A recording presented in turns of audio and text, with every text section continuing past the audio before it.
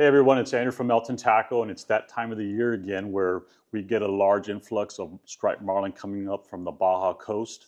And today I got Jason from our retail stores to give us a few tips on how to catch these things. Right on, guys. Well, let's start out with some of the lures we have out front of us here. We've got a wide range of colors and sizes, styles, and brands of heads. We're not going to pick favorites on any of these other than kind of tell you a general position, not positioning particularly, because it might vary a lot on different boats. Every boat runs a little different, a little cleaner in certain areas. Some of the skiff guys are going to have to run stuff in completely different areas just because there's so much more clean water behind your boat than the average Joe. So yeah, let's go over some of these shapes. I see a lot of these angle heads, stuff like this, angles, and you got flat faces, you got cup faces, stuff with jets. Where are you running some of this stuff, like with angle heads, like something like this kind of shape head?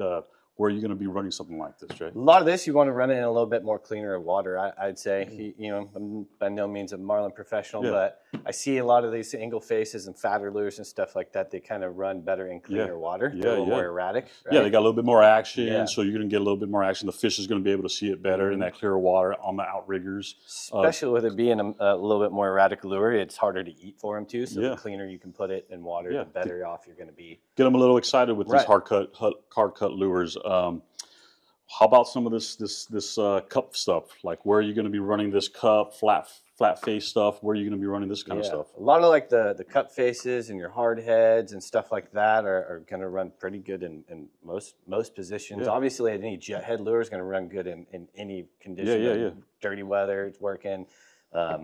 Some of them you can put way back as shotgun if there's certain points. Sometimes you save that for a little bit more of a bullet head or something like that. Nice. So traditionally, when you're running this striped marlin stuff, are you running? I know you're running from smaller boats like center councils to large sport fishers. Right. A typical spread for a center council. What are you doing? What are you going to tell the guy? You're going to tell him you're going to be running a bigger lure, smaller lure? Yeah, just kind of. I mean, most of them. Out here, we don't have outriggers, right, on most of your center consoles. Most of these guys are tuna fishermen. We're island fishermen. We're not always fishing marlin. It's not always super good. But you have a lot of clean water to play with behind a skiff, right? Outboard boats. Outboards like that. So you can run a lot of stuff in pretty much any position. So you're running more of like a two-line spread on a smaller boat? 2, maybe 4 if you've got like an outrigger boat. A little bit of outrigger things you use. Rod holders that you use for like sea bass, sometimes you can run your lures out a little bit. Just to get you a little bit of spread so the line, when you're making your turns, they're not tangling.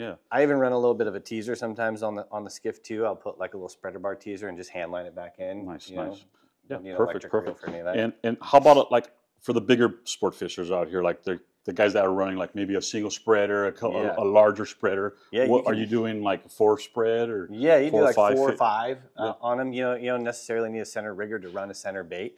Most of our boats out here are going to have a second tier to it, and you can run off the back. So a 4 or 5 line. Yeah, that's good. Yeah. So typically you're going to be running your angle stuff off the outriggers, some of the bigger stuff closer to the boat and the bubbles to get some excitement. Let's talk about some of the SoCal favorite colors. What are your go-tos? I mean, you've got to have at least a Mean Joe green in your spread of some variation. Yeah, Mean Joe green. You just can't go wrong without greens and blacks. Greens and blacks and those variations of those colors have done really, really well for us. I've done well on some natural or bait patterns. Like I skirted this one up here. And it just kind of looks a little more like a natural bait pattern than anything. Little flying fish, little flyer or something like that. It looks real good in the water, especially the skirt starts to, in like good clean water, starts to really pop. Nice. So, and we see these really bright oranges. What are you seeing here? You know what? I get a lot of misconception where guys are like, "Oh, that only runs in Cabo, right?" Yeah. We all hear it on the phone and in the store. Yeah, Petrolero is a Cabo.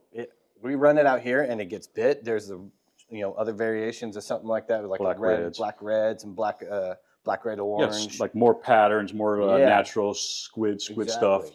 Don't be afraid to play with it and pick different colors out too. When you look at something, you're like, oh, that's god awful. That's not going to work so well. But for the most part, man, you can play with it. There's so many different color variations. Don't get fixated on one thing, right? Sure, yeah. We'll figure out what's biting and go with it. Yeah, exactly. For rigging, what's a typical rigging? Let's like pound test, length, stuff like that, hook rigs. What are we doing for this striped marlin stuff? Most guys, as far as your rigging.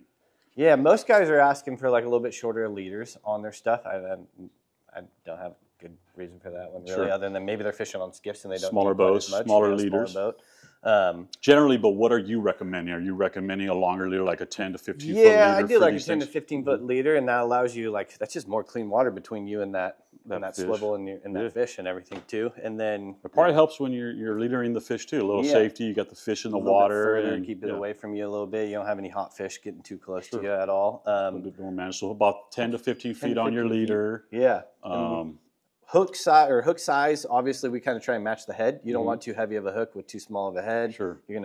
Could possibly mess up how it swims, right? I recommend a lot of single hooks to everybody in the store. If some guys want the double hooks, I just kind of give the warning, hey, it's a little more dangerous for your mate or whoever's wiring the fish or getting in there to dehook it. Sure. So personal preference on the hook, you generally, a lot of customers, they like to, they've had success with one thing or another and they kind of go with it. Yeah. How about leader size? What are you seeing? I mean, what are you doing? I mean, you're running. I do like 150, 220 for most guys in the store, especially if you're not if you're not everyday fishing and stuff and you just want to make sure you catch a fish and you're not trying to get super light and get on a Marlin board somewhere or something like that. We just 220. 220 Marlin hard usually what we primarily suggest to everybody. It's good dense leader. Awesome. So now that we got the lures out of the way, there's some squids here. What are we using these squids for here? Yeah, we got some teaser action. You got some you can use some rigger teasers on. So you're typically using this on a bigger bow with with something that you can pull it from an outrigger. Exactly. These work really well for that. You put a little. If you don't have something like that, you're probably running a bigger lure, something like this, maybe like a wide range. Yeah. A wide range off the corner off of a smaller skiff, a center console boat, small boat. Oh yeah. So you don't necessarily have to run it with your squids if you don't have an outrigger. You can run a bigger lure as a teaser as well. So so it's a good thing to have on your boat, guys. Make sure you guys have a teaser. A lot of these times these fish will come up super excited. You got a lot of stuff in the water. You get them close to the boat. You may even want to switch them off to some dead bait or something. Yeah, you got some. So these are good tools for that. If you want to get real advanced and get these fish up in your spread and bring them close to the boat and then switch them off with a dead bait, a ballyhoo, maybe a mackerel, ballyhoo, any of that sort of stuff. Yeah. You can even run some of these off of corners and on smaller skiffs and stuff like that, and just drop a lure out of the line, hand line it in, tie it off on the cleat. Yeah, sure. Don't have to get too crazy with it. But yeah, even these island lures work great as little teasers too with a ballyhoo behind them. These island lures run great. You can put those on the back. All these teasers have snaps in the back of them. So if you do want to attach a lure to them, like a small lure with no hooks, you can swap them out. You can put a short leader on any of these.